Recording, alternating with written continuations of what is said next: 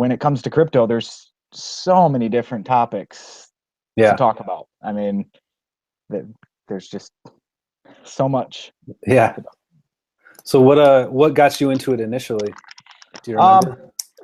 well, I guess what got me into Bitcoin was when I started getting into web design, and I was making an e-commerce based site, and I had a weird little idea that I was trying to do where I was going to charge people a low amount, like 25 cents. And I didn't want to have to go through credit card companies and get like a business account. So I was like, I'll just do it through PayPal, since, the API is right there. I can just accept money. But then I realized that they take 30 cents off the top of every single transaction. So I'd have to pay them 5 cents to make the transaction. So I Googled like low fee payment processing something, and Bitcoin came up, and I started looking into it, and it's definitely a rabbit hole. I stepped in and immediately started making my own payment processing code that would, I mean, I didn't have to ask anybody's permission to do it. I just did it, and it worked. And ever since that, I fell farther down the rabbit hole.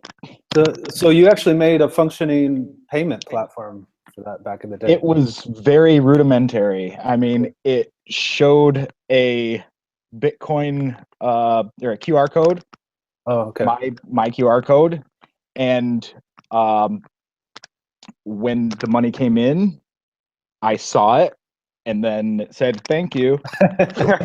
Yeah. That was basically it.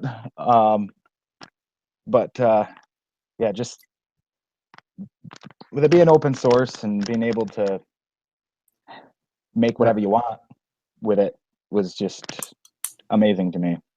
Now, here's the big question. Were you wise enough to mine a few Bitcoin back then? Are you a millionaire I, now because of it? you know, I did mess around with Bitcoin after the first spike, um, when it went from a few dollars up to, not up to 1,000. It was before that, and Okay. a bit crappy old video card and got a little bit of Bitcoin, and I was like, man, I'd have to do this a whole bunch just to get one. Use it for. And then since then, I've reformatted the hard drive like 100 times, and so Yeah, yeah, back in like 2010, I know I mined one but Bitcoin somewhere just to see what it was all about. And I swear that's my retirement account. It's up in the attic somewhere on a hard drive. yeah. Tell me a little bit about Codacoin and what it is and how or why you started it and where you see it going in the next few years. Okay. Well, basically, why I started Codacoin was I checking the stats of Bitcoin, checking the price, checking all these things that I wanted to know about Bitcoin and other cryptos all the time. And I'd have to go to different websites to do it. I'd run into a bunch of ads Hmm. while I was there. I'm just going to make my own thing that I can go to and see everything I want to see. So that's basically why I did it. I got the name Codacoin because it's a cool name. Uh, yeah, I mean, I don't have ads on there because, I mean, why would I want to see ads? Um, but yeah, as far as where I see it going in the future, I mean, I just hope that Bitcoin does well enough that I can justify spending money to keeping it going. Um, I enjoy that other people look at my website and I don't know. I feel like me building this website and letting other people use it is my way of giving Bitcoin a little nudge forward, you know, like doing my part. Because nobody else, I mean, nobody's paid to promote Bitcoin. It's more of a, I don't know, like a philosophical type way of thinking. So I just, that's pretty much why